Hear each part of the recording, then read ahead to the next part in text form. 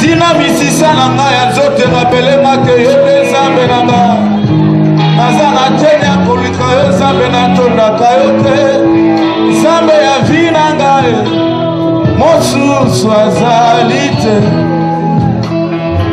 Soko ya katende matanga Lazare zananu Yesue Boina yesilisaka matanga pe bato bapanzani Yakaka mingi na bomo inanga Bomo swazalite Yawe na yekola koluka yotango nyonso masia na yekola kolanda yotango nyonso Yawe Kona yebi lokola yo na sena moi mosuswa elomboto yebi zambe molele Elime Shilo Ashara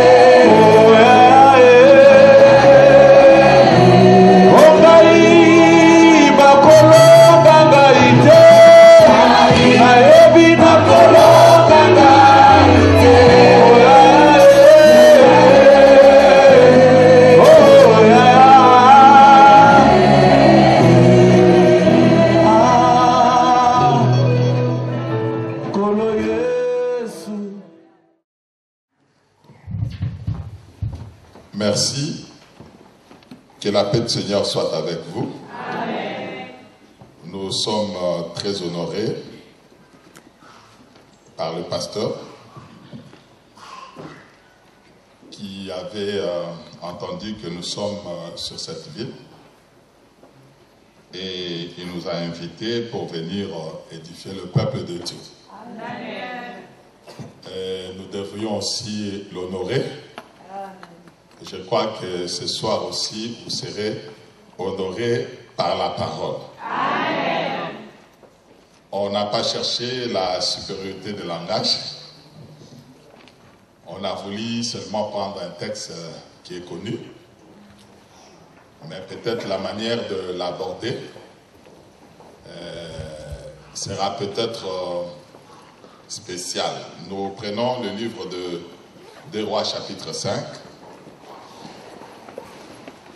Je crois nous connaissons tous l'histoire de Naaman le Syrien.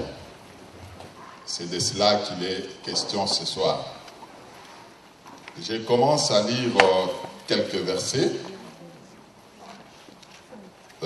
Puis les autres parties, je vais le continuer lorsque vous serez assis.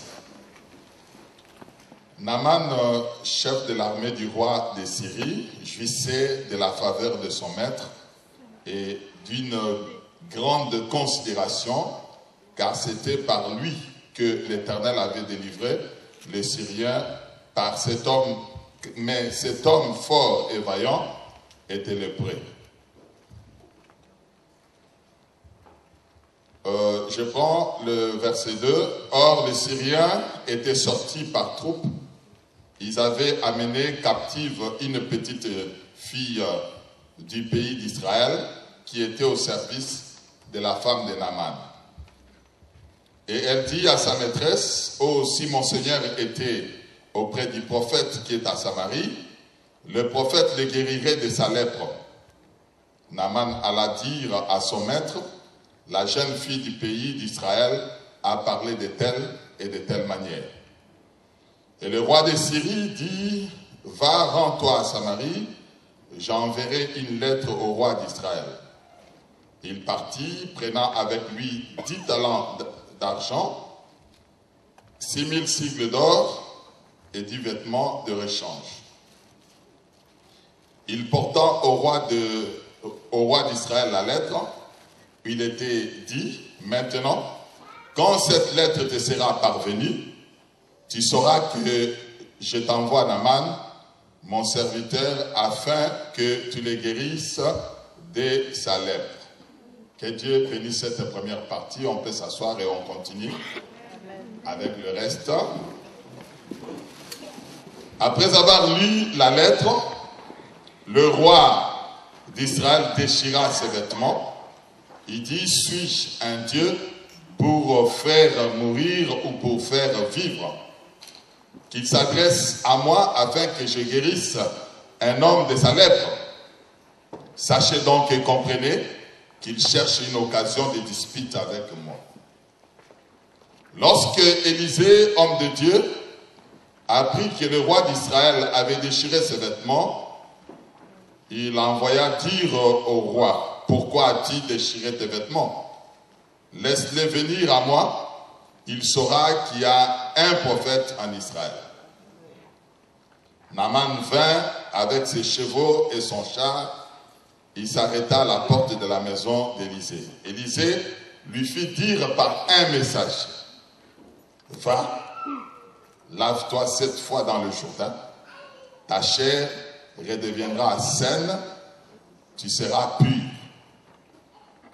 Naaman fit irriter, il s'en alla en disant, « Voici, je me disais, il sortirait vers moi, il se présenterait lui-même, il invoquerait le nom de son Dieu, il agiterait sa main sur la place et guérira le lépreux. Le fleuve de Damas, Abana et Parpa, ne valent-ils pas mieux que toutes les eaux réunies d'Israël? Ne pourrais-je pas m'y laver et devenir pur? » Ils s'en retournèrent, ils s'en retournèrent et partaient avec fureur. Voilà l'écriture de ce soir. Une écriture archi connue. Je crois toutes les confessions religieuses, même les calotins, les catholiques, connaissent ces textes. Mais si nous tirons seulement la leçon morale, nous ne comprenons pas Dieu. Il faudrait creuser et comprendre exactement ce que Dieu voulait dire par là. Si on n'interprète pas, c'est une histoire qui va concerner seulement Naaman, le roi de Syrie, le prophète, ainsi que le roi. Nous croyons que si Dieu avait voulu que cette scène-là soit insérée dans sa parole et qu'il puisse appeler ceci la parole de Dieu, c'est qu'il y a une pensée profonde dans ces choses-là. Nous voudrions premièrement dire que Dieu est un metteur en scène. Il a deux manières d'agir, la parole et les gestes. Dans le geste, il prend des hommes, il les met en scène, il attribue à un chacun d'eux un rôle que chacun doit remplir. C'est ce que nous appelons les actes prophétiques. Donc ici, nous sommes en train de comprendre que Dieu ne met pas ces gens-là en scène pour ce moment-là, mais il le faisait pour l'avenir. Pour s'en convaincre, je prends un autre témoignage. Dans ce témoignage-là, c'est le témoignage du Seigneur lui-même. Dans Luc 4, il reprend la même histoire. Qu'est-ce qu'il dit? Luc 4, versets 27 et 28. Il y avait aussi plusieurs lépreux en Israël du temps d'Élisée, le prophète. Cependant, aucun d'eux ne fut purifié, si ce n'est Naaman le Syrien. Ils furent tous remplis de colère dans la synagogue lorsque ils entendirent ces choses. Donc, nous voyons que comme le Seigneur est en train de répondre cela, nous comprenons déjà que cette histoire-là de Naaman avait une portée prophétique, avait une signification dans la durée, dans le temps. C'est ce que nous allons voir. Deuxième chose, ce témoignage de Jésus, ici nous commençons d'abord à analyser, pour bien comprendre la chose. En Israël, on ne pouvait pas commencer directement à sacrifier l'animal, on devait d'abord l'examiner s'il était sans défaut. Et nous croyons que l'écriture, en réalité, c'est l'offrande, d'où il faut examiner. Par ce témoignage, on se pose la question. La jeune fille qui a été amenée captive témoigne à la femme de Naaman que si mon Seigneur était en Israël, le prophète le guérirait. Le Seigneur vient ici, dans son témoignage, il dit, il eut plusieurs lépreux en Israël. Aucun d'eux ne fut purifié de sa lèpre, si ce n'est Naaman le seul. Toute la question qu'on peut se poser, la jeune fille là, les témoignages qu'elle avait rendus, elle avait tiré sa tour. Évidemment, lorsque Naaman est allé en Israël, en Samarie, il fut guéri, selon les témoignages de la jeune fille. Mais auparavant, il n'y avait personne alors qui fut guéri. D'où a-t-elle tiré son témoignage? Une question, hein? D'accord. Maintenant, si nous revenons sur notre texte, il y a la partie exhortation, la partie doctrinale, il y a la partie de la révélation et de la prophétie.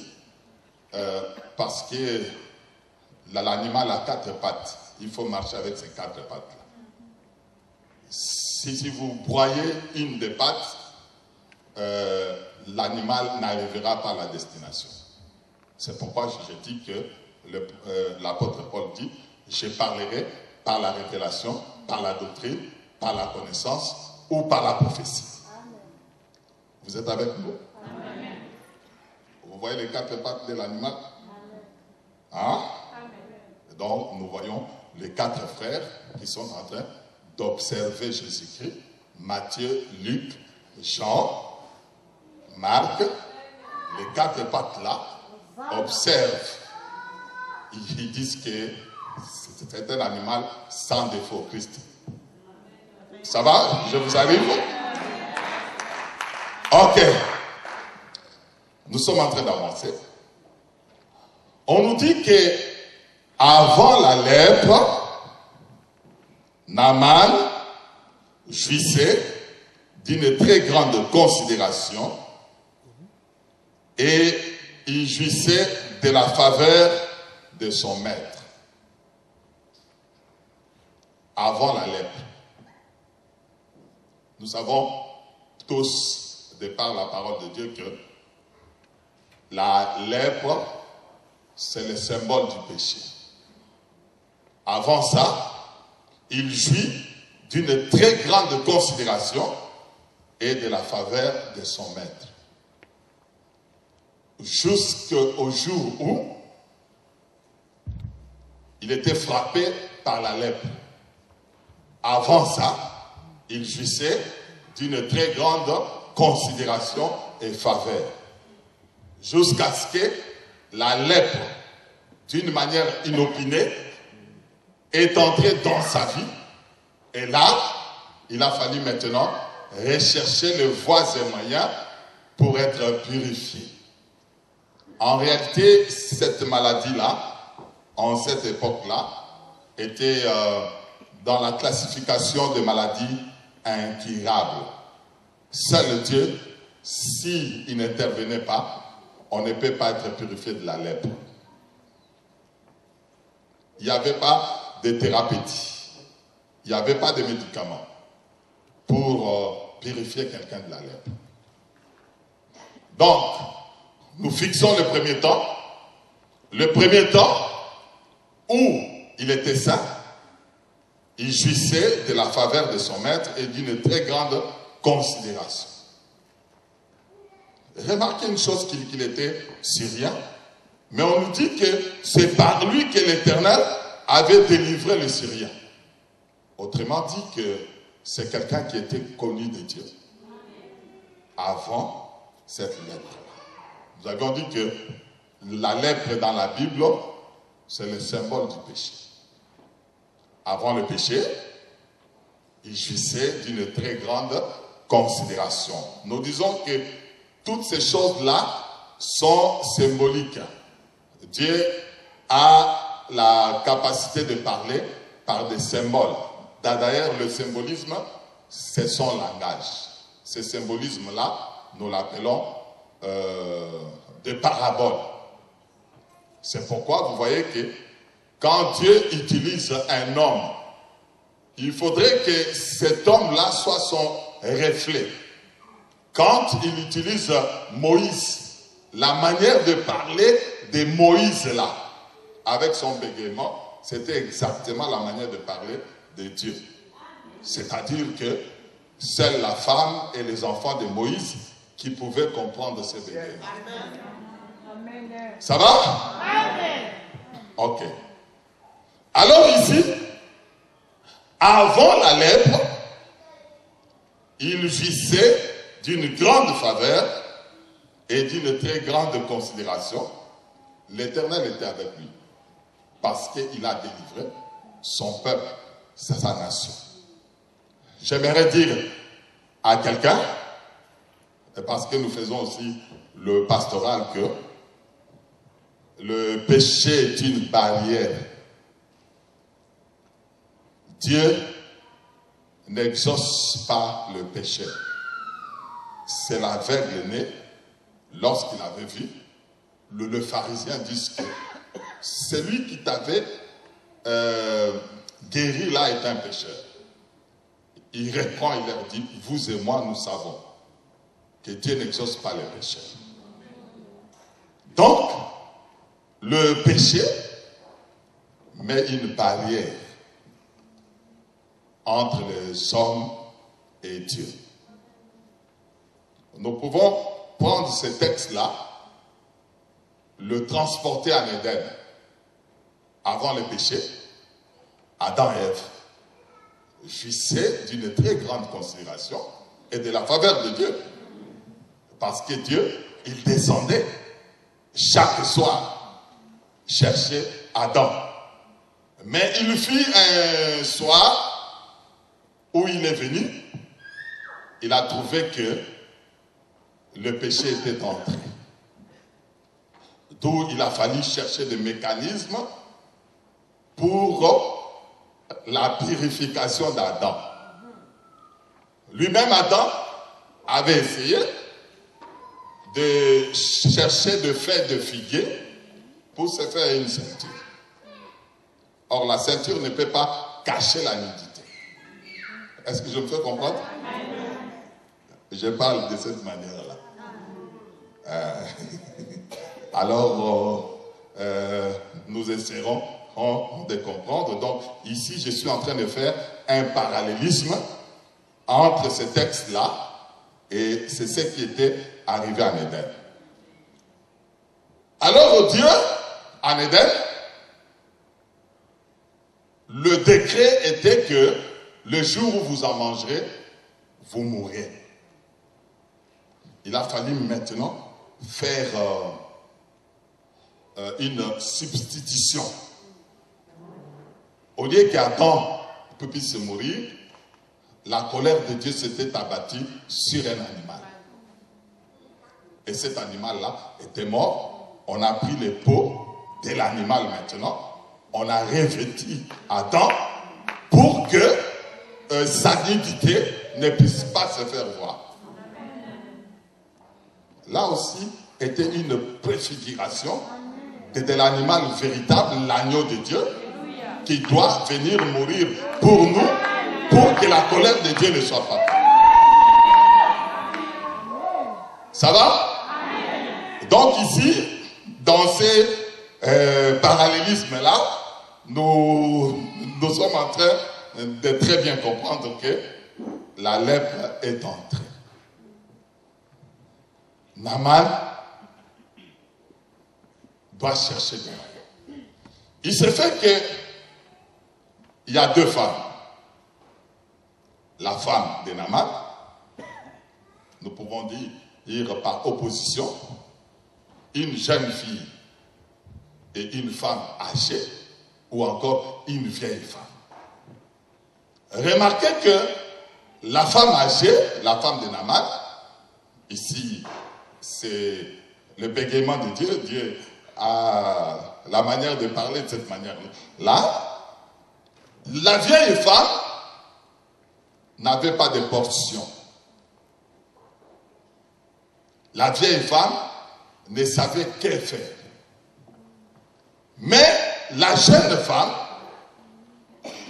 qui était prise captive, c'est-à-dire elle a quitté de la Samarie en Syrie, c'est seulement celle-là qui connaissait les secrets.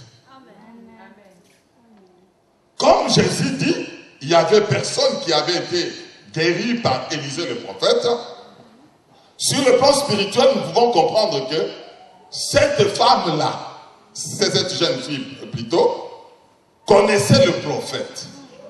Parce qu'il ne pouvait pas rendre un tel témoignage devant une telle gravité que si toi tu te déplaces pour aller en Samarie auprès du prophète, tu guériras. Pendant qu'il n'y avait pas d'espoir, elle ne pouvait pas s'aventurer. Ça va?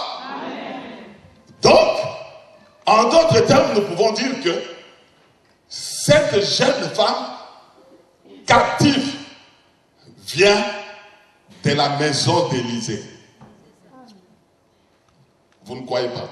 Je vous donne un deuxième témoin. Parce que le témoignage de Dieu est vrai. Hein? Quand on parle de la captivité, on pose la question à Paul. Qui sont des captifs? Il dira, ce sont des ministres. Ça va? Ça va? Il a amené les captifs. Il a fait des dons aux hommes. Ça va? les ministres sont allés dans le conseil de Dieu, ils connaissent tout ce que Dieu fait, ils ont les secrets de Dieu, ils sont descendus auprès des hommes pour leur dire que pour votre purification de la lèpre, il n'y a pas autre chose que le prophète. Amen. Et ce prophète-là a plusieurs facettes. Vous comprendrez plus tard que le prophète deviendra le Jourdain. Aïe, aïe, aïe. Ça va? On peut avancer? J'ai mon molo. Ça va? Ok. Donc, d'après le témoignage de Jésus, je réponds encore d'après le témoignage de Jésus, du temps d'Élisée, aucun lépreux n'était guéri ou purifié de sa lèpre, n'est-ce pas? Si cette jeune fille rend le témoignage du prophète, c'est-à-dire qu'elle avait déjà vu le prophète en train de purifier les lépreux.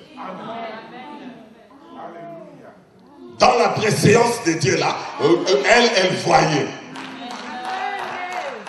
Ça va?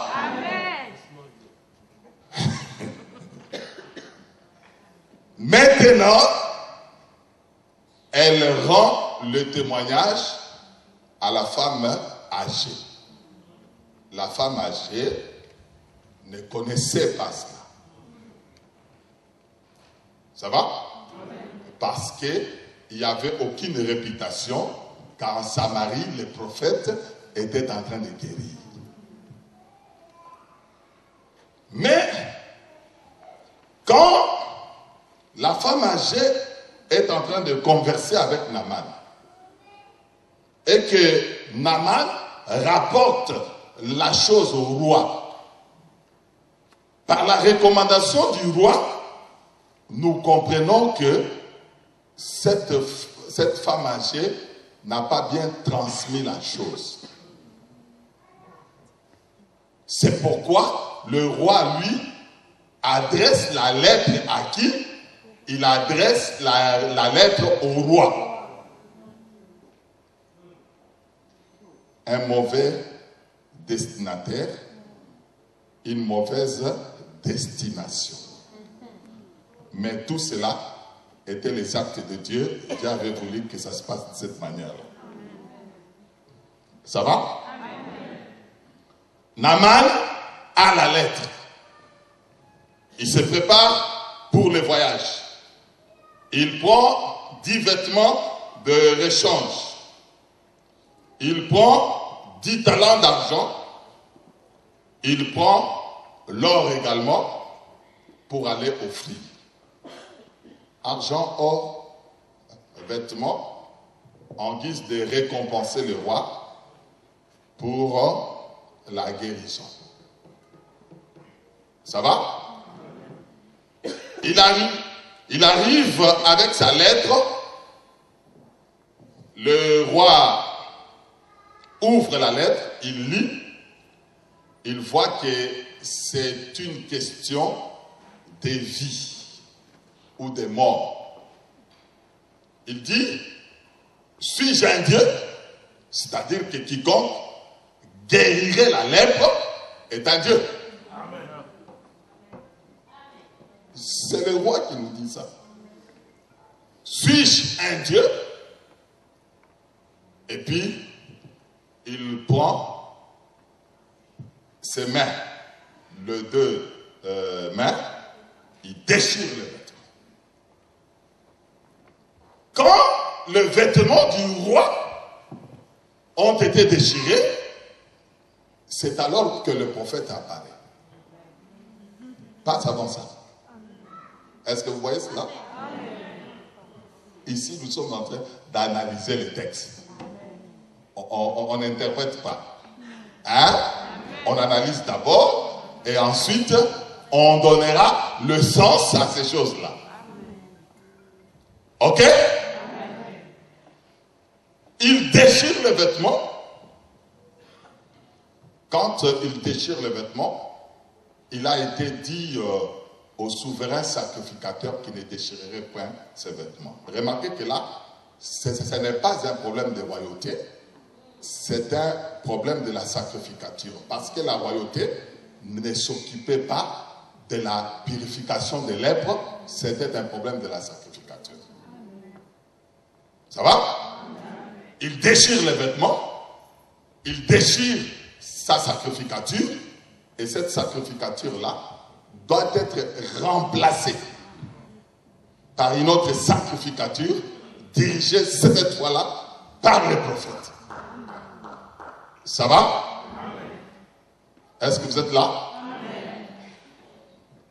Pour aller vite en besogne, le jour où Jésus-Christ, on lui a posé la question, es-tu le fils de Dieu? Il s'était tué d'abord.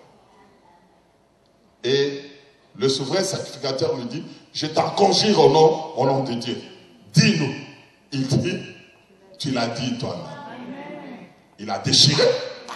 C'est la première sacrificature qui est déchirée. Maintenant, on le frappe. On lui dit, si tu es le prophète, dis-nous maintenant qui t'a frappé. Vous voyez que la sacrificature passe d'un ordre, de l'ordre aaronique à l'ordre de Melchisédek maintenant. Ça va? La première sacrificature était une sacrificature de la lettre. C'est la raison pour laquelle le roi avait envoyé la lettre. Auprès de qui? D'un roi. J'aimerais que nous puissions préciser le roi en question. Ça va? Jusque là, ça marche? Ok.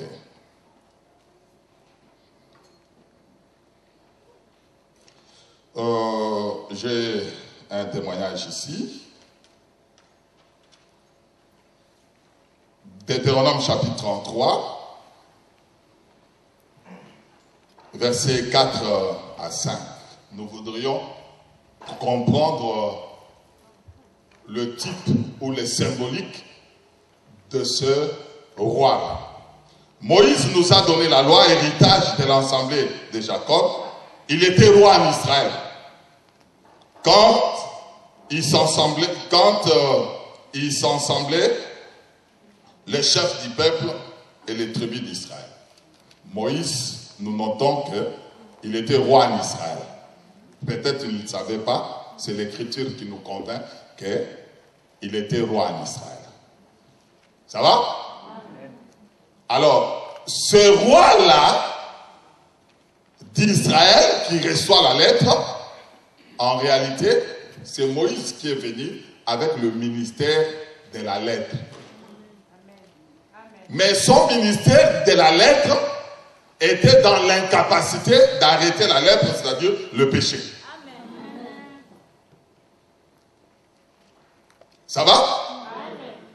Et nous savons tous que Paul déclare que la lettre tue. Vous connaissez Iri-Lésien, qui le mari de Baba-Sheba. David dormait le matin et il s'était réveillé au temps du soir. Contradiction, contraste. Pourtant, on dort le soir, on se réveille le matin. Lui, il dormait le matin, il s'était réveillé au temps du soir. Sur le balustrade, il voit une femme en train de se baigner là-bas. D'une beauté extraordinaire. Pose la question. On dit que c'est la femme de Iri. Il dit non. Moi, j'ai cherché une femme qui aime l'eau. Elle se baigne très bien. Hein? Vous savez que Paul ramassera la chose, il dira que nous avions été sanctifiés par l'eau de la parole pour nous présenter devant Christ sans tache ni ride et ni rien de semblable. Il avait ramassé la chose là. Oui, parce qu'il faudrait montrer là où on a ramassé la chose. Hein? Nous sommes des Béréens, non? Hein? Nous devons vérifier où est-ce que tu as ramassé ça.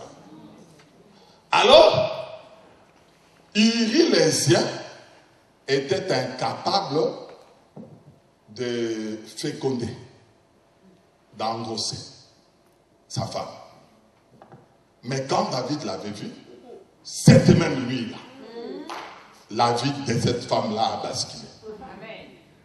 Qu'est-ce qu'il faudrait, qu'est-ce qu'il fallait faire? Tuer son mari.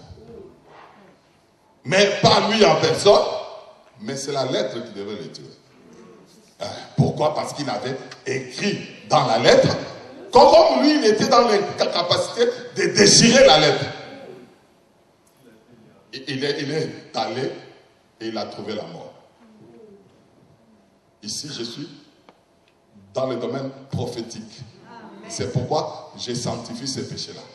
Mais dans la doctrine, c'est un péché. Ça va?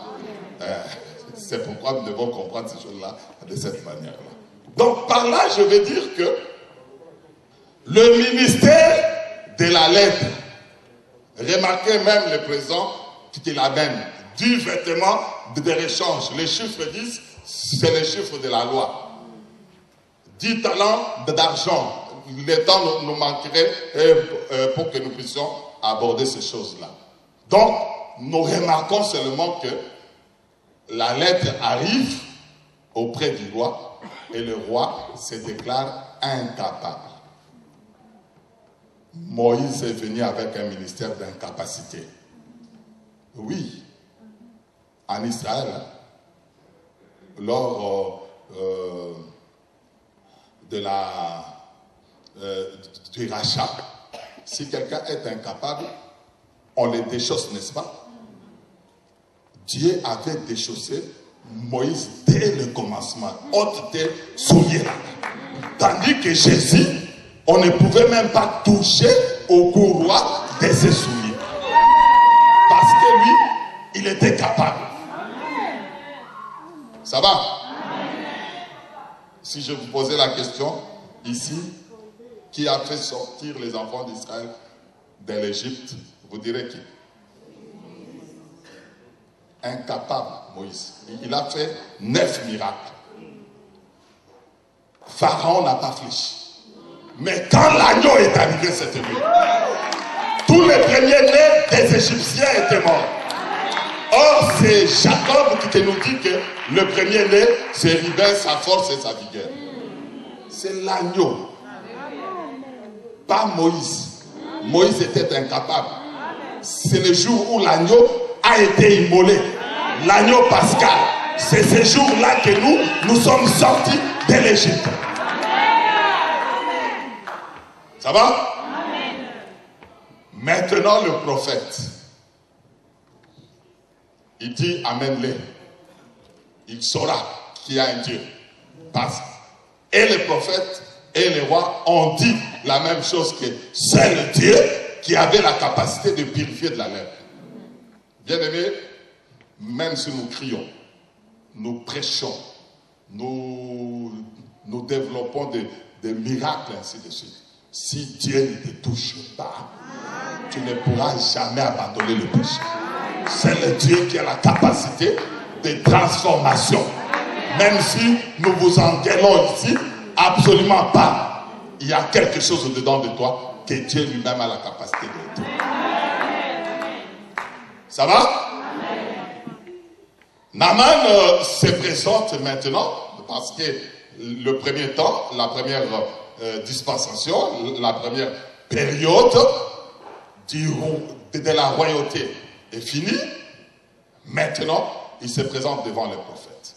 Le ministère de la nouvelle alliance. C'est la raison pour laquelle nous disons la vieille femme qui ne connaissait pas le prophète, c'est-à-dire Jésus ne s'était pas révélé à eux, mais il s'est révélé maintenant en nous, et nous comprenons que c'est Jésus qui a la capacité de nous purifier de la lèpre. Parce que tous ces prophètes-là ne parlaient que de Moïse. Ils conduisaient les gens vers le roi Moïse. Ça va? Ça va? Naaman se présente, on lui fit dire par un serviteur,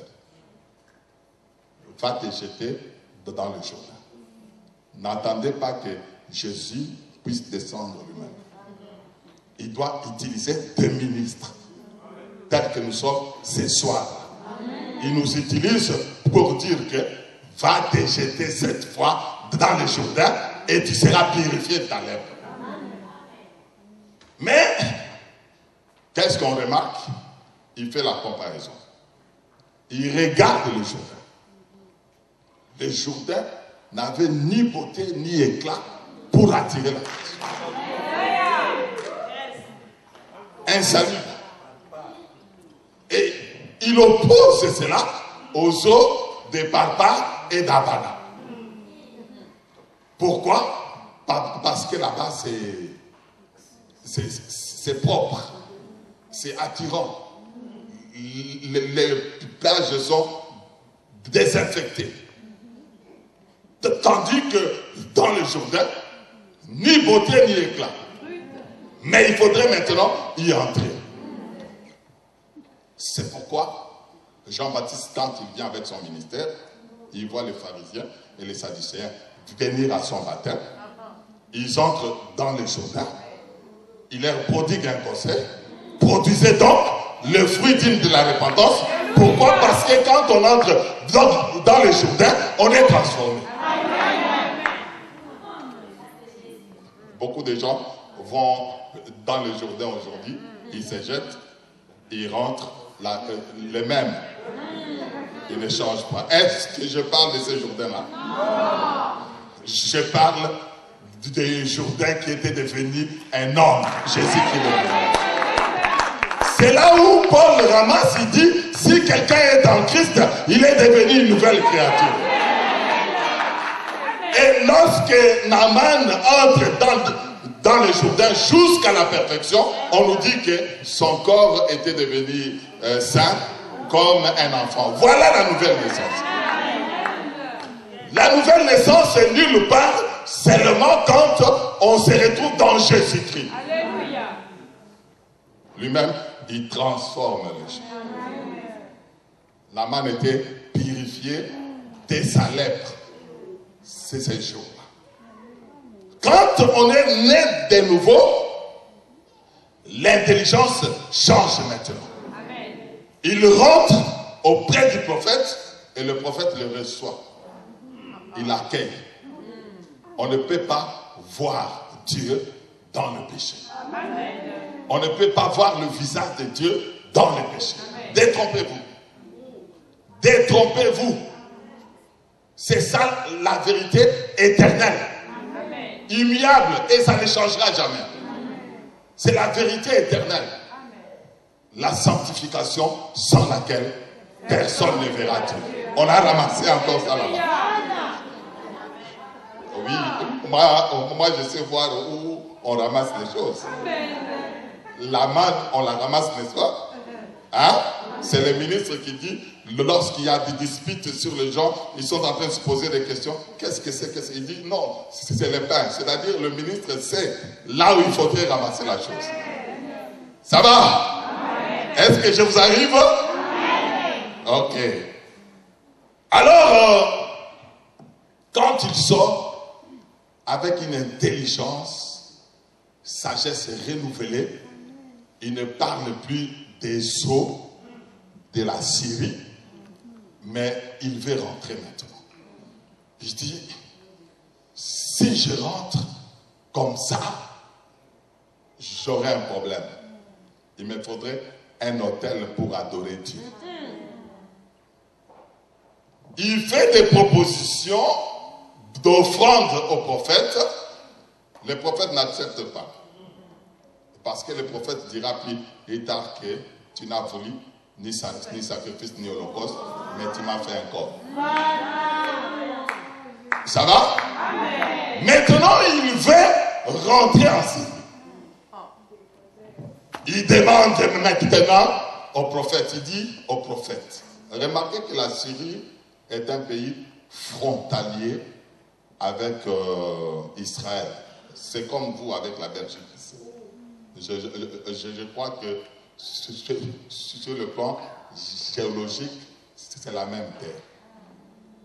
Il pouvait ramasser par lui-même, mais il demande au prophète, permets que je puisse avoir une charge de terre sur le démilé, où je vais commencer à sacrifier. La loi de Moïse, Exode 20, dit que tu m'élèveras un autel de terre. Ah, lui, il saisit déjà que il faudrait que la terre d'Israël soit exportée ou encore importée vers la Syrie, parce que l'adoration se fera sur cette terre. Or, la terre, l'homme a été tiré de la terre. La terre véritable, c'est Jésus-Christ. Où Dieu agrée les offrandes, agrée l'adoration seulement par Jésus-Christ. Or, Jésus-Christ, il n'y a pas d'exaucement de prière. Ça va? On lui permet. Il met sur les animaux hybrides, les millénaires, son aide de l'hybridation de l'âne et du cheval. Ah là là là là. Vous ne saviez pas? Hein? À la prochaine occasion. Ça va? Alors, ils sont, quand on pose la question en voyant ce millet-là avec deux charges, si on pose la question à Naaman, pourquoi ces deux charges-là? Il dira non, c'est une seule charge de terre. Mais j'ai voulu mettre sur le 2 millets. Hein? C'est-à-dire que l'ancienne alliance et la nouvelle alliance. La même parole. On parle de la même personne. Jésus-Christ. Tandis que dans l'ancienne alliance, c'était symbolique, et dans la nouvelle alliance, il s'était révélé maintenant. Et toute l'adoration au nom de Jésus. On chasse les démons au nom de Jésus. On pose les actes au nom de Jésus. Aucun autre nom qui n'a été donné aux hommes pour être sauvés, c'est seulement le nom de Jésus. Lorsqu'il rentre avec sa nouvelle naissance, c'est-à-dire purifié des lèpre, il a un autel maintenant. L'autel où il faudrait adorer, il retrouve maintenant les faveurs, il retrouve la considération qu'il avait perdue au moment où il était lépreux. C'est le Dieu qui peut faire ça. Pas une autre personne. Il n'y a que Dieu qui a la capacité de restaurer une personne, de le restaurer et encore de le réhabiliter à sa place. Et il est rentré réhabilité. Que Dieu vous bénisse. Si tu es restauré, tu acclames le Seigneur. Je vois une Naaman qui rentre restaurée. Je vois une Naaman qui rentre rétablie.